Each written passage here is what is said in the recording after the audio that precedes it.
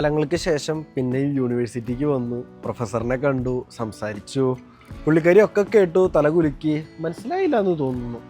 എന്തായാലും ആവട്ടെ, ഒക്കെ പറഞ്ഞു കഴിഞ്ഞിട്ട് പുള്ളിക്കാരി പറഞ്ഞു ഞാനൊന്ന് ആലോചിച്ചിട്ട് മെയിൽ അയക്കാം എന്ന് പറഞ്ഞു.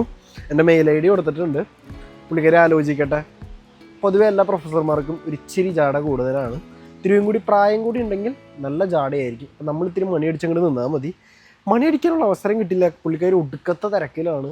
നോക്കുമ്പോൾ ഇന്ന് ഞാൻ നോക്കിയപ്പോൾ പുള്ളിക്കാരിക്ക് 45 അപ്പോയിൻമെൻറ്റും കണ്ടിട്ടുണ്ട്. എന്തായാലും ആവട്ടെ, പുള്ളിക്കാരി നോക്കിയിട്ട് പറയാമെന്ന് പറഞ്ഞു. മറന്നുപോയില്ലെങ്കിൽ നമുക്ക് റിപ്ലൈ കിട്ടും. ഇല്ലെങ്കിൽ തിങ്കളാഴ്ച നമ്മളൊരു 9 മണിയാകുമ്പോഴേക്കും വരുന്ന രീതിയിൽ കാര്യങ്ങൾ അങ്ങോട്ട് ചെയ്യും. അപ്പം അത്രയൊക്കെ തന്നെ എല്ലാവരും കൂടി ഒത്തുപിടിച്ചാൽ എല്ലാവരും കൂടി ശരിയാവും. പക്ഷേ ഇനിയുള്ള 30 ദിവസം എൻ്റെ മെയിൻ പ്രയോറിറ്റി എന്ന് പറയുന്നത് ഒന്ന് ഇൻറ്റേൺഷിപ്പ്, അതിലും വലിയ പ്രയോറിറ്റി എന്ന് പറയുന്നത് പരീക്ഷ പാസ്സാവൽ. ഈ 2 കാര്യങ്ങളാണ് ഇനി ഞാൻ ശ്രദ്ധിക്കാൻ പോണേ. അതല്ലെങ്കിൽ പണി പാളും. പാർട്ട് ടൈം ജോലിക്ക് പോയാലും പോയി ഇല്ലെങ്കിലും കുഴപ്പമില്ല, കാരണം അതിനുള്ള മാർഗ്ഗങ്ങൾ ഞാൻ കണ്ടുവച്ചിട്ടുണ്ട്. ഇപ്പം എന്തായാലും ഇനി തിരിച്ചു പോട്ടെ, മഴ തീർന്നിട്ടില്ല.